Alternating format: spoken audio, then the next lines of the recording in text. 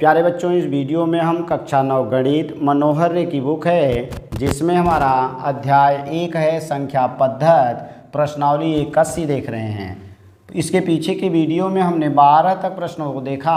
अब यहाँ से हम प्रश्न संख्या 13 से हल करेंगे।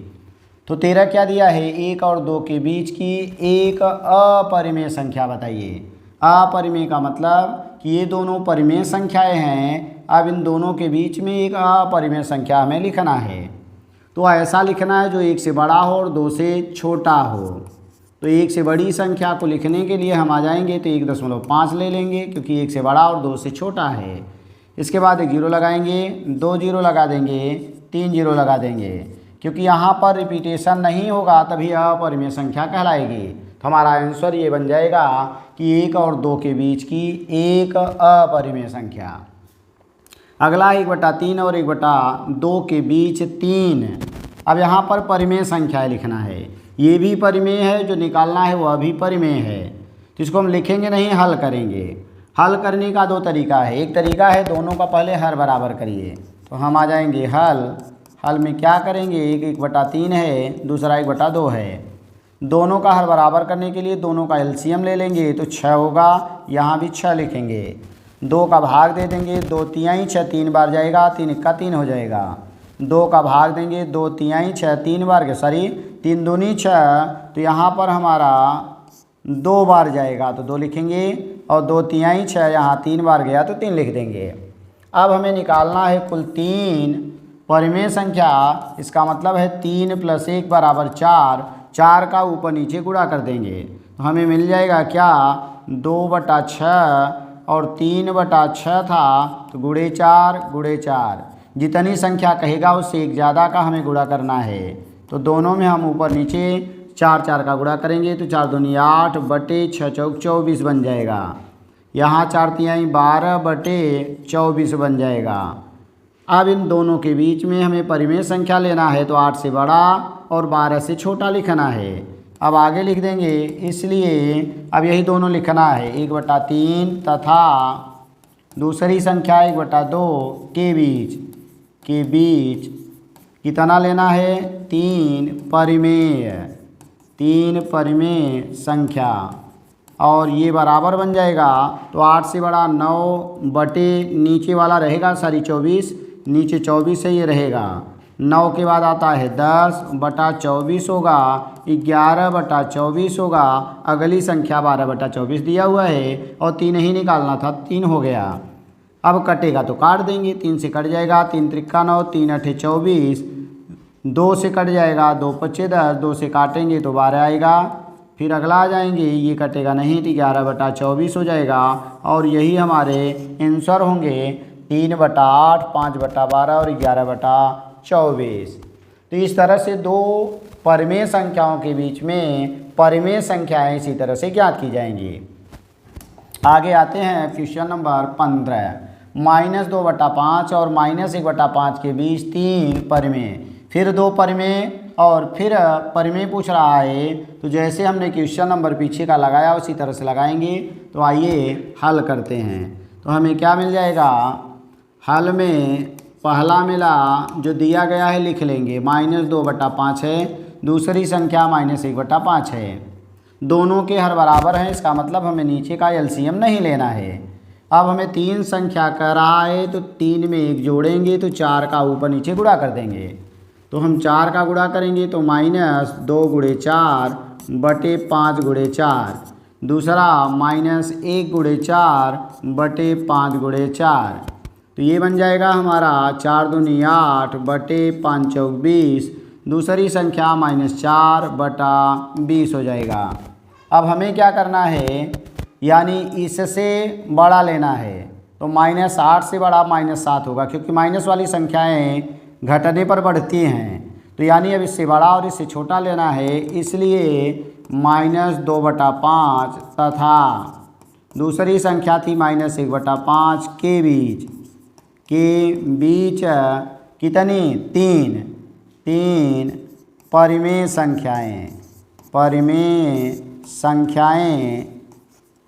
संख्याएं ये कौन कौन सी हो जाएंगी, यहाँ लिख रहे हैं।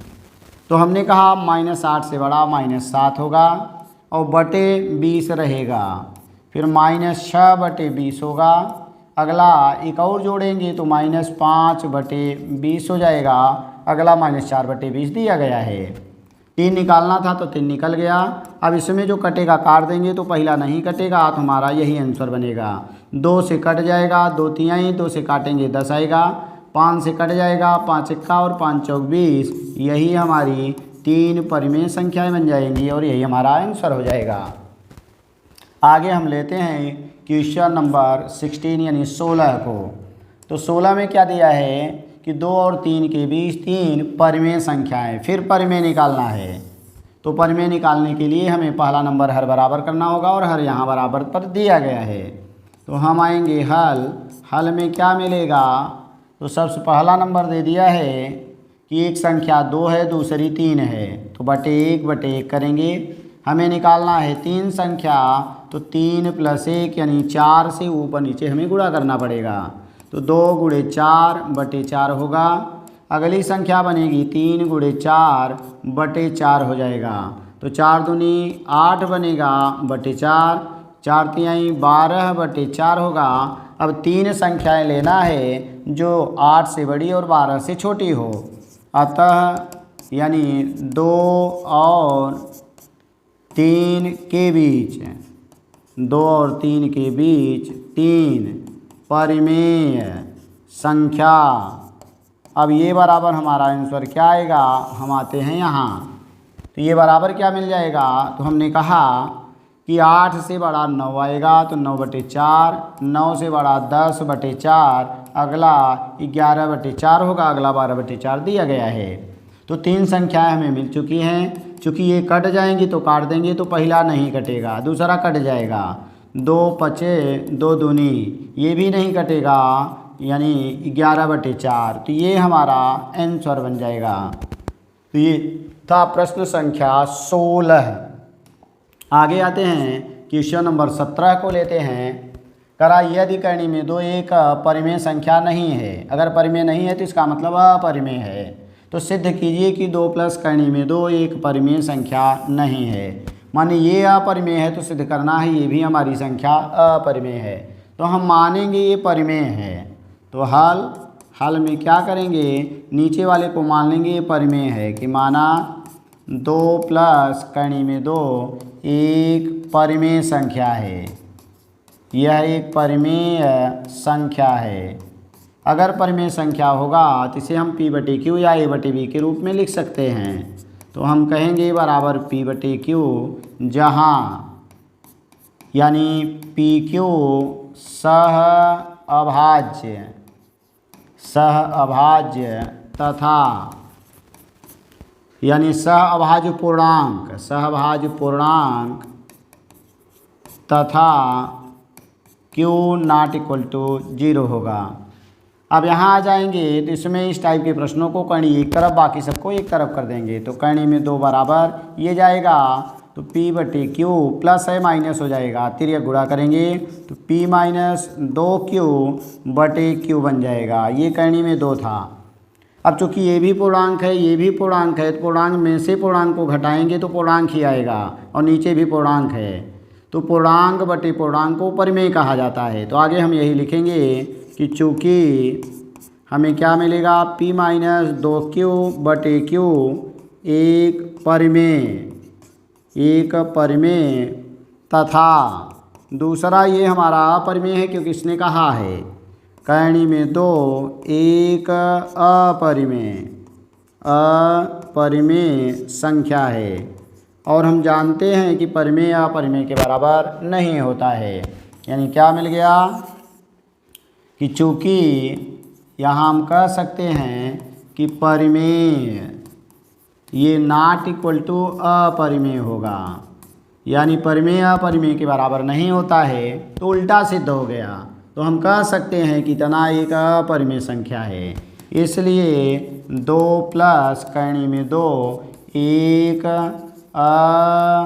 अपरिमेय संख्या है, एक अपरिमेय संख्या है। और यही सिद्ध करना था कि परिमेय नहीं है कहिए या कह दीजिए कि यह एक अपरिमेय संख्या है।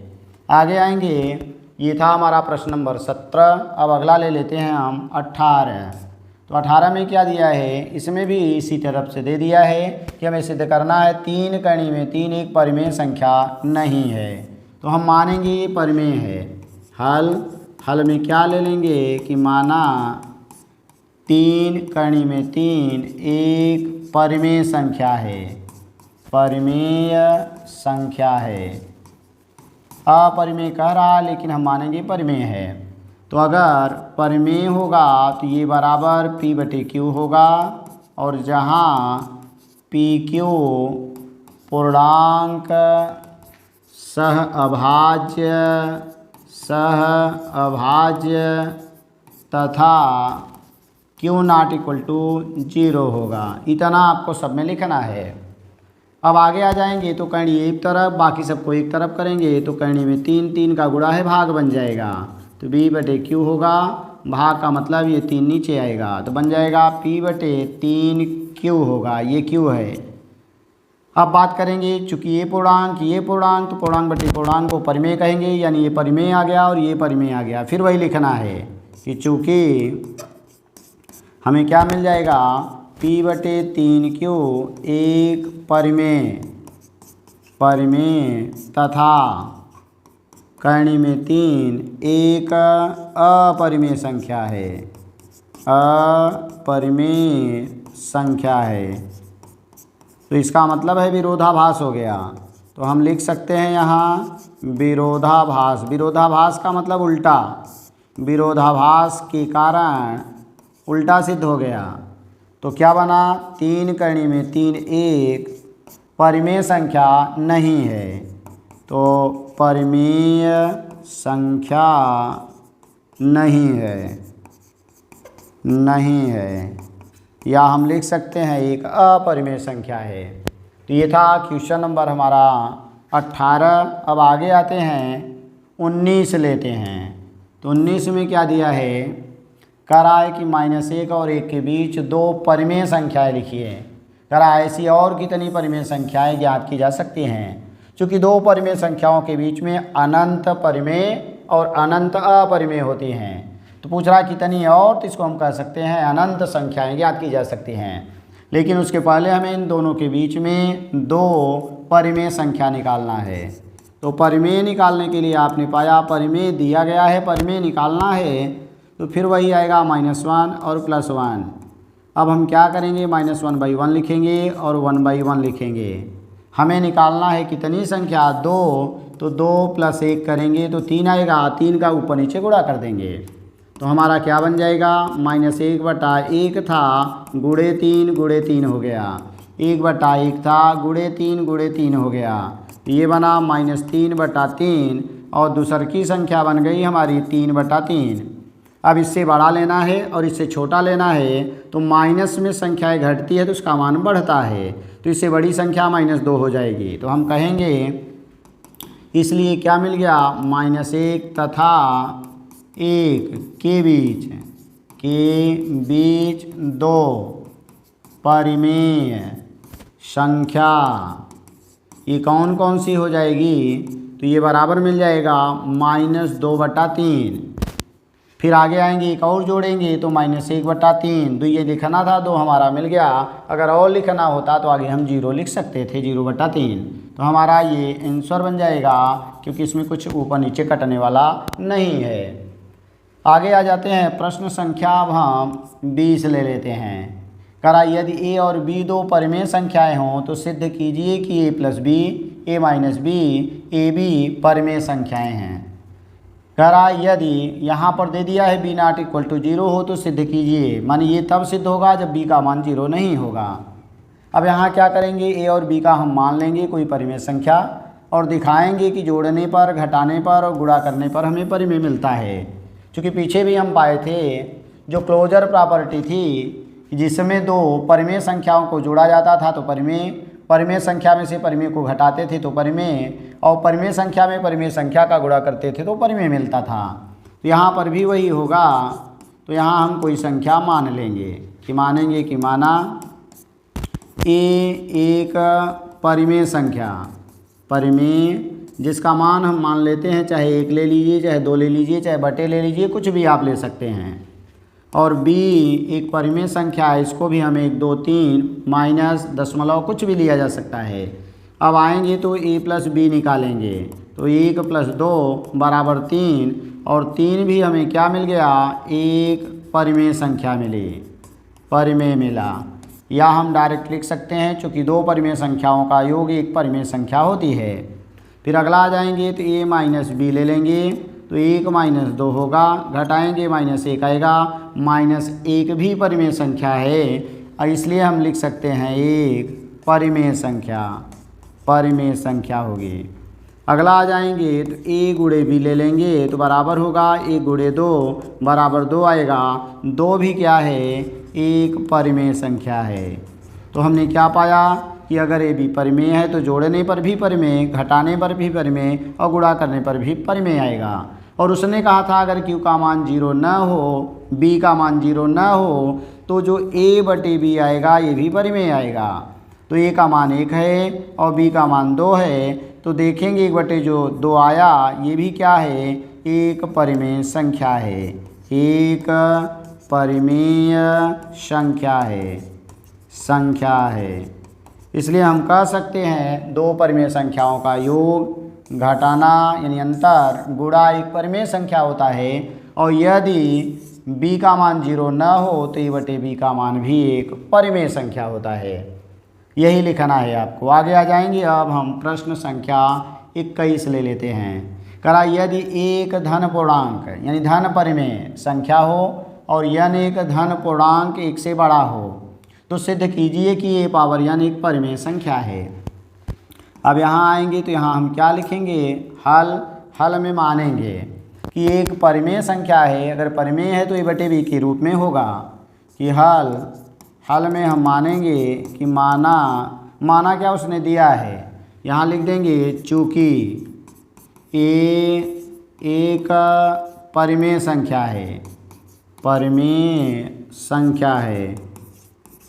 अगर परिमेय संख्या है इसका मतलब है a बराबर p/q होगा। अब हमें a पावर n को दिखाना है, और एक चीज़ और दे दिया है, n का मान 1 से बड़ा होना चाहिए। अब यहाँ आ जाएंगे PQ सह अभाज्य पूर्णांक तथा Q ≠ 0 होना चाहिए। अब अगर हम निकालेंगे a² तो आएगा p/q का स्क्वायर।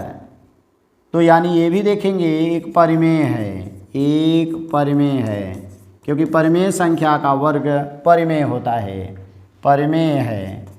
फिर आगे आएंगे क्यूब निकालेंगे तो p/q का होल क्यूब बनेगा।